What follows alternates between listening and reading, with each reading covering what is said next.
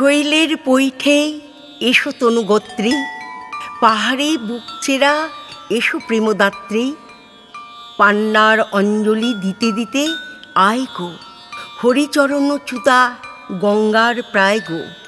স্বর্গের সুধা আনো মর্তে সুপর্ণা ঝর্ণা।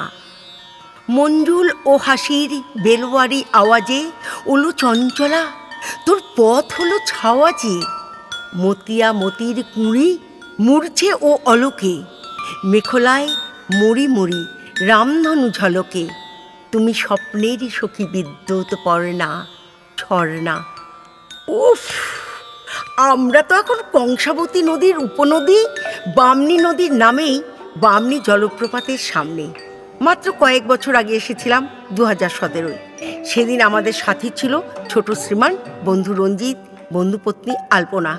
এবারে শুধু আমরা দুজনায়। তখন রাস্তা ছিল পাহাড় কেটে, খুবই খারাপ ছিল।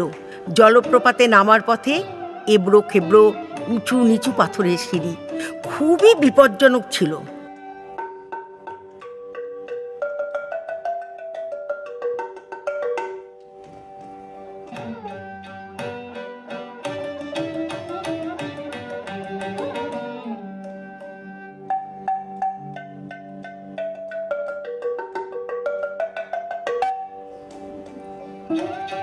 তাও কষ্ট করে নেমেছিলাম। এবারে চমৎকার সিঁড়ি হয়েছে, তবে কোথাও কোথাও এখনো অসম্পূর্ণ। পাশে পাথুরে রাস্তাও আছে, লোহার রেলিংয়ে অনেকটাই নিরাপদ পথ। উপর থেকে নিচে নামতে নামতে প্রতি বাঁকে বাঁকে আছে জঙ্গল, মাটির সোঁড়া গন্ধ। গাছগাছালির আড়ালে পাহাড়ি ঢালে আছে অপরূপ সৌন্দর্য। বামনীর গর্জনশীল রূপ আটকিয়ে রাখে বিপজ্জনক কৌতূহলে।